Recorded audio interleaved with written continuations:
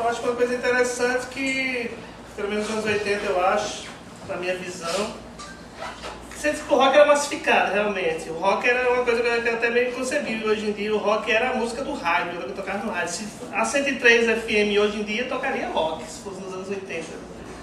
Mas uma coisa que eu acho curiosa, que me chamou muito a atenção na época, porque eu tive uma formação um pouco diferente da de vocês, um pouquinho só mais velho. Porque eu morava em Itabaiana, no interior, tinha menos acesso ainda, né? Inclusive essa matéria do Fantástico que eles falam aí, eu me lembro perfeitamente. Foi a primeira vez que eu ouvi falar de punk e realmente, no outro dia só se falava de punk. Se quisesse xingar alguém, era xingar de punk. Ih, sai de punk. Mas aí eu vim estudar na escola técnica e a primeira coisa que me chamou a atenção, os cartazes de show de banda daqui de Aracaju, que eu achava super exótico, né? Carne crua, olha que negócio estranho, né? Então eu acho que tem essa característica interessante, o rock sergipano, não existia um rock sergipano na linha do mainstream. Alguns caras como você tentaram seguir uma linha mais do Danny Wave, do post-punk, né, e tal. Mas o que, eu acho que até bem no início mesmo, através de você, do Alice e tal, tinha essa coisa mais ampla, né, de post-punk. Mas meio que o que se desenvolveu mesmo foi a coisa mais radical, né, punk. Se você me permite, quer dizer, na verdade a primeira banda que eu vi tocando com instrumento, bateria, etc., foi a H2O, né? Através do Wilton. Ele me levou para um ensaio num sábado, aí estava lá Messinho, o Alexandre, André, né? E era uma turma que fazia cover. E era assim, era todo mundo tinha instrumento, né? E tal. E eu tocava violão. Tinha os caras, fazia os arranjos. Os caras, que era música de formação clássica e tal. E aí tocava violão. E eu lembro que o Messinho, que era o baixista, brigou com os caras, aí ele veio me chamar. Eu fui no ensaio, toquei, né? Umas músicas que eu tinha pegado no violão, músicas do Paralama de Sucesso, música do Barão Vermelho, que era o rock que a gente conhecia em língua portuguesa na época, né?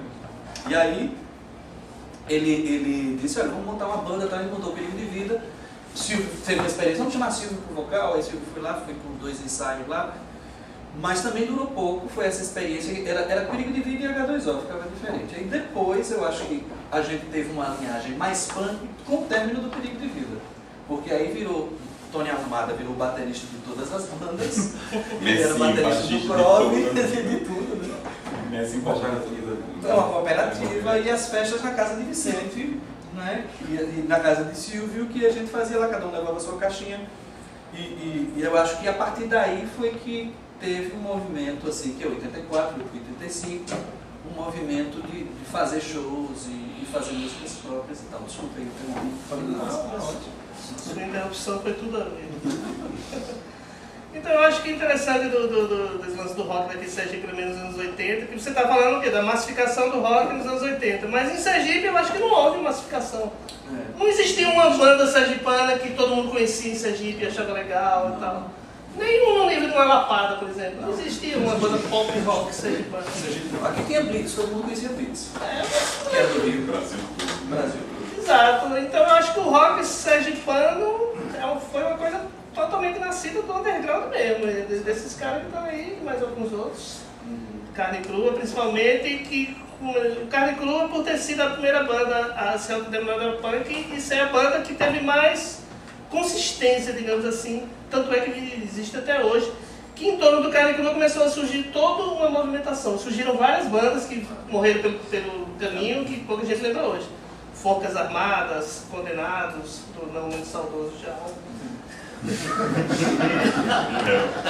E várias bandas assim. É uma coisa tão radical que eu achava assim, que eu já achava na época e eu acho até hoje. Que eu acho o rock sergipano dos anos 80 extremamente radical pelas próprias condições. Eu acho que o próprio fato do provincianismo, eu acho que o sergipano hoje em dia está perdendo um pouco isso, mas eu acho que o sergipano sempre teve muito esse complexo de inferioridade por ser o menor estado do Brasil.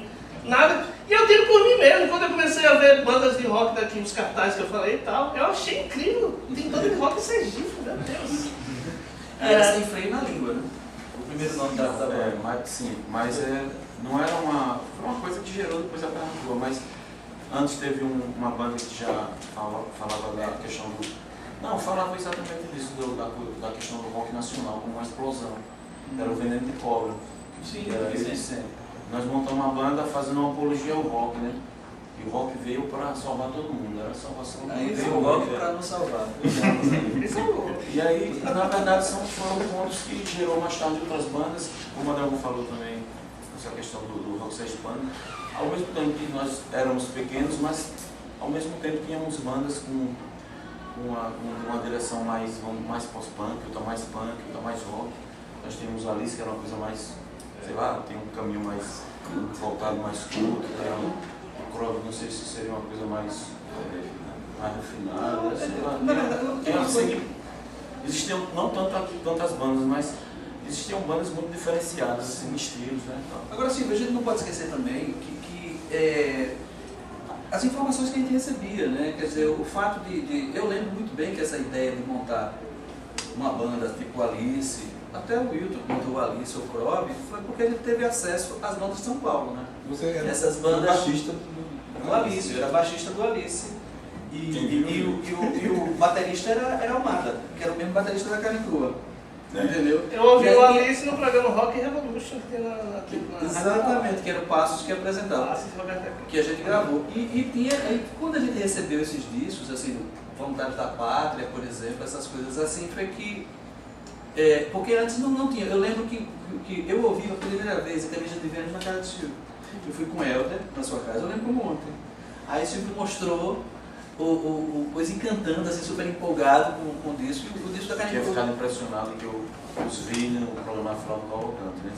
Mas como vocês conseguiram esse disco, Voluntário para as Afins? Antes da Distúrbio Sonoros? Não. Foi antes, né? Mas a gente tinha uma circulação de fita também. Porque né? eu comprava, justamente falando da Wop Bop aí, eu era um cliente da Wop Bop. Wop Bop. Recebia até um cartão de Natal. Mas tinha um pessoal que mandava correspondência. Praticamente ele mesmo, né? Mas o Tarcísio não está aqui, ele podia estar, né? Tarcísio comprava disco da Wop Bop, ele trazia. Aí tinha um disco, aí virava 1000 fitas, né? Aí todo mundo Não circulava. passava de mãe não. Então você imagina o cara com 15, 14 anos em Itabaiana, indo lá pro correio, pegar uma encomenda do disco do Motorhead. E Você escutava ia ver- sozinho. Não tinha, só escutava sozinho. Né? Não Dois tinha amigos, companheiro, eu não acho. tinha- E esses nacionais eram mais difíceis, porque lá no Valmir ainda a gente encontrava o Motorhead. Aí depois eu descobri o Valmir. Mas o independente mesmo não chegava no Valmir. Mas assim, justamente. Agora camisa de Vênus tinha no supermercado, porque foi som livre. Era som livre, né? Então existiam as bandas que eram mais baixas. Por exemplo, o Replicantes tocava no rádio. Esta parte. Essa aí. Mas, voltando à questão de Aracaju, né? Propriamente Aracaju mesmo, né? Era Aracaju, não existe Ah, não tem nada. Realmente, Tem rock, né? graças a Deus, tem rock em outras cidades e tal, festivais em cidades até distantes. Mas sobre o que o Alemão falou, que o underground, né, a dificuldade da música, do rock, né? Mas houveram algumas guinadas, né? Eu me lembro que a Cinefoto Valmir era a loja das grandes bandas, né? Então, onde a gente queria ter que conhecer e tal. E isso, a distribuição sonora deu uma guinada, né? Claro que quando a distribuição sonora começou, já tinha várias bandas, mas deu uma guinada no sentido de ter acesso a discos independentes, a Baladas Afins, que não chegava... Mas isso 2 anos depois, né? A distribuição já. sonora é 87, eu acho, 87, 88, por aí. Não, já existia banda, já existia tal. Mas assim, em demorou. termos de aliviou, porque o nosso acesso era ligado somente a revistas, fanzines, né? Silvio mesmo, sempre procurava ele porque ele recebia fanzine de vários lugares, até mesmo do exterior, então ficava ali lendo e tal, e tivemos ideia de fazer fanzine também. Mas com a distribuição sonora, puxa, ele começou a trabalhar com muitos discos independentes, né? Gostar de rock já era Então, meio isso fácil, deu né? uma guinada também.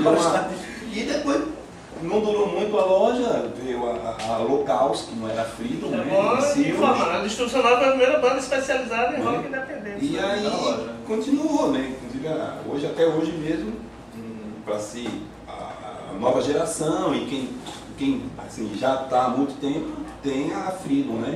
Que dá aquela condição mesmo de melhor acesso, né? Agora, uma coisa que me preocupa, vocês falando assim, é a questão da cronologia, né? Porque a gente tem 84 para receber as informações. Em 85, a gente estava fervilhando, montando as bandas, a coisa do Baixo Barão e tudo mais, né? Agora, 86, né? Agora, 86, quando eu fiz uma postagem aí dos fanzines antigos, dos cartazes, 86 foi um ano super quente, né? 86 foi um monte de show que a gente estava fazendo, inclusive aqui na universidade, na Pracinha Vilas Barreto, descobrindo lugares e tal. E aí, 87 foi que chegou a Barato Serafim. Era uma espécie de sucursal da Barato Serafim, né? Estúdios, né? Walk-Bop, né? Que é da Walk-Bop, da Barato Serafim, desses discos que chegaram aqui. Né? Então foi uma coisa que, de alguns anos, assim, desse 85, 86, 87, 88 já começou. Mas eu acho que assim, o Rock no Brasil estourou em 82 e tal, mas era o chamado rock de bermuda. Exato. Era o rock do Rio mais, né? Exato. Eu acho que o rock realmente se popularizou mesmo, se ampliou a mesma coisa, foi com o Rock in Rio em 85. 85. Então foi quando a coisa chegou mais em Aracaju. Já vocês já faziam e tal, mas chegou até mim, por exemplo. Não, chegou ao Eu ponto de sou bandas geração brasileiras Claro. tocarem no exterior mesmo, né? As famosas. Exato. E o underground, banda do underground, do punk também tocar Agora, no exterior. Uma coisa que eu queria que ficasse registrada, né, sobre o Rock in Rio. Quando o Rock in Rio rolou no Brasil em 85, eu já achava super caretas as bandas. Assim, nós já achávamos super caretas as bandas que vieram. Porque em 85 a gente já curtia, por exemplo, The Cure, a gente já ouvia Eu não fazia nem me engano que era nada disso. Head Full of Horror chegou na sugestiva. O que veio era muito comum pra gente. Pois é, Chegar bacana, né? Mas a gente achava uma coisa muito comum. Pois é, e as bandas não representavam. Porque Por a gente já exemplo, curtia, né? 85 a gente já conhecia Voluntários da Pátria, já conhecia Smack, já conhecia as bandas punk e tal. E aí